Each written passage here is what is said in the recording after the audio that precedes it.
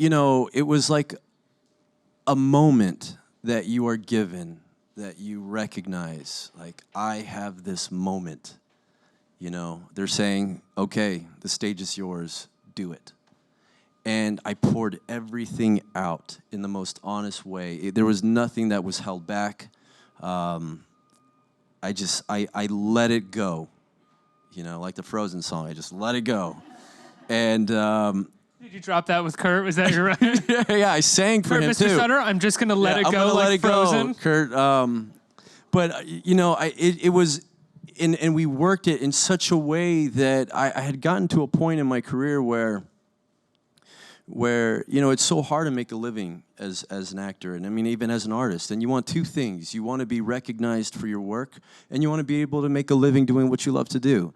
And it had gotten to a point where the auditions it was just, they weren't coming as much as I wanted them to come. I wasn't really getting the parts that I wanted to.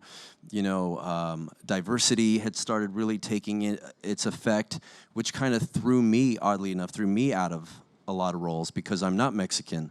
So that was an issue with a lot of the casting because, we're in Los Angeles, and a lot of the Latino roles are like just, they're presumed to be Mexican roles. And if you're not Mexican, well, thank you for your work, but it's not authentic. So there was a lot that I started to face, and I'd come to a place where I had to really start thinking about my life and start thinking about, I love what I do, I love acting, but I think as a man, and even as a human being, you want something to show for what you're doing.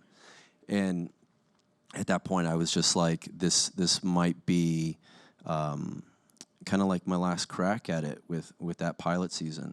And so when I left it all there in the room in the most honest way possible, being given that opportunity, I mean, I went to my car and I cried. Like, I was empty. I emptied myself out there. And it felt great. It was like, not like a swan song, but you know what I mean? Like, it was just a moment where there was just nothing left to give.